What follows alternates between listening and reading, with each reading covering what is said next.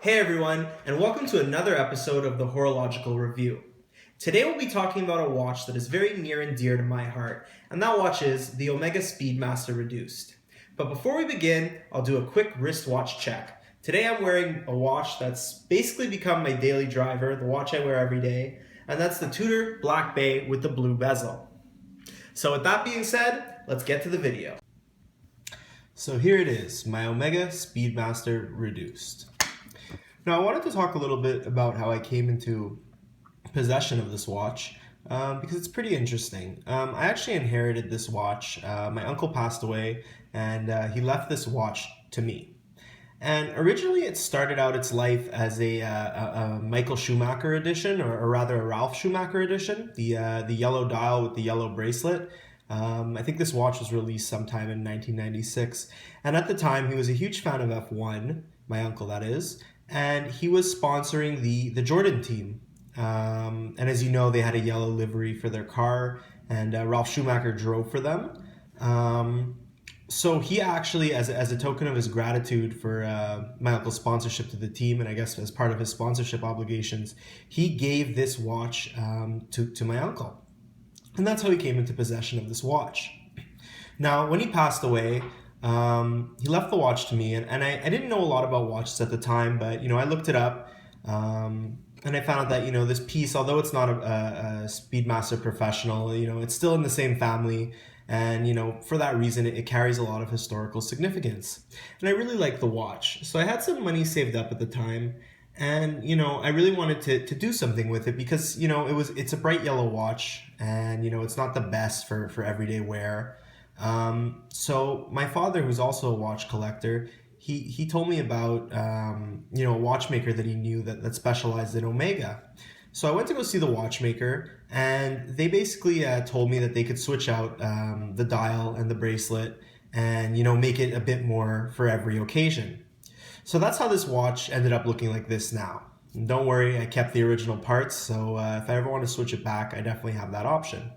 But I made this video because, sometimes people talk about these reduceds as being, kind of like a poor man's, professional. It's not a real watch. It's girl-sized. And I just wanted to, kind of talk about this watch a little bit because, honestly, it's hard to find out how big this watch is because on Omega's website, I think they list it as being 36 millimeters. But I have my calipers here. And you can see that the watch is actually, it's a 39. And I think that's a really good size, and I think that's a size that's going to fit almost anyone, and I don't think that it's too small. I know this watch sells really good in Japan. The Prime Minister of Japan wears one, and it's a really solid watch. Now, the real reason why I made this video is because I wanted to talk to you a bit about, how I treated this watch.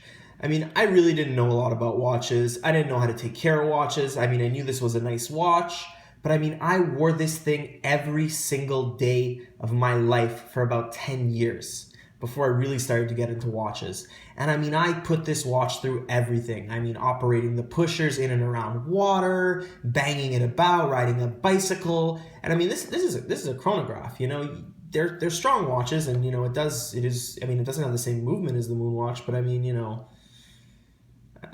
it still, shares that DNA, and it's still a tough watch, but I really abused the hell out of the thing, and it just kept ticking. And I mean, anyone who says that this isn't a tough watch, I use this thing underwater. You're never supposed to use a chronograph underwater, and the thing still works. I put it through everything, banging it up against doors, smashing it, dropping it, swimming with it. I never took this watch off.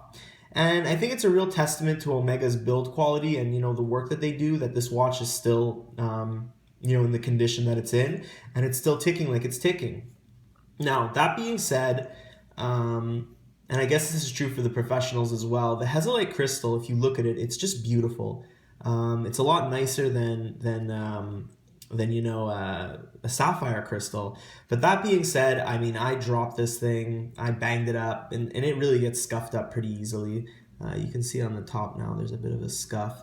But the thing is with this watch is that, the Hezolite crystal, it's very cheap to change. Not cheap, but I mean, they're about $40 every couple of years. Switch up the crystal, what's the big deal, And that's really, you know, not a big issue. Although if you do bang around a lot, you might you know, have that problem with banging up the watch and scratching the crystal. So that being said, I just wanted to make this quick little video, you know, to really, you know, give a testament to the Reduce and give the Reduce the credit that it deserves, because I feel that it doesn't always get the credit that it deserves. And I mean, I was just an imbecile with this thing, and it really just, you know, survived through everything.